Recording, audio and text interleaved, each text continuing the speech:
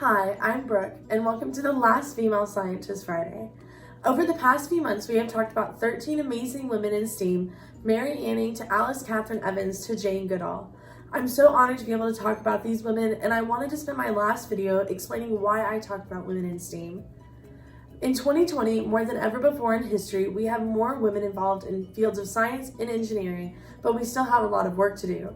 For example, in October of 2020, 3 women were awarded Nobel Prizes in fields of science, with another awarded in literature, making women represent 4 out of 12 recipients. A remarkable achievement. But considering that only 58 women total have been awarded Nobel Prizes since 1901 out of the 900 plus recipients, it just shows that women need to be recognized more for their achievements.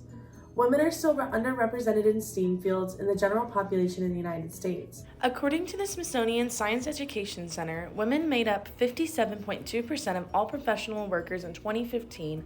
However, they comprised of only 46.6% of science professionals, 24.7% of computer and math professionals, and 15.1% of engineering and architecture professionals.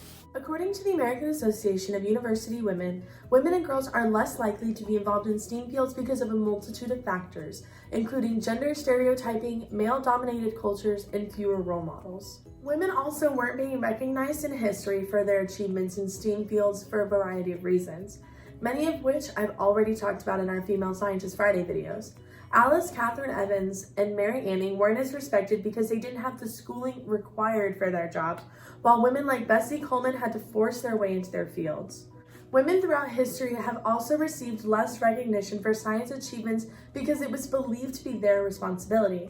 Women have been in charge of medical care and crops for hundreds of years and therefore have tons of knowledge of human anatomy and things like horticulture, but this was never really considered science for them.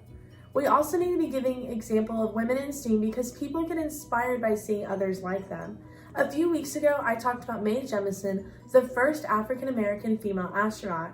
Mae was inspired seeing an African-American woman, Nichelle Nichols, play an astronaut on Star Trek, then also became inspired to become an astronaut after seeing another woman, Sally Ride, become the first female astronaut.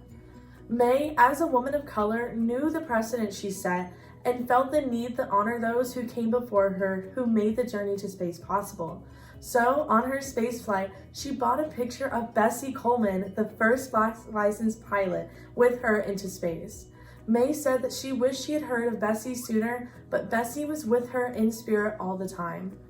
Almost all of the female scientists that I've talked about understood the importance of encouraging other women to pursue science as a career, and many of them created scholarships and foundations to achieve this. Women in science have come a long way, and there is more to accomplish, but there is so much hope for the future as women become involved in STEAM. Thank you for learning about all of these amazing women with me in our Female Scientist Friday videos at the Science Spectrum.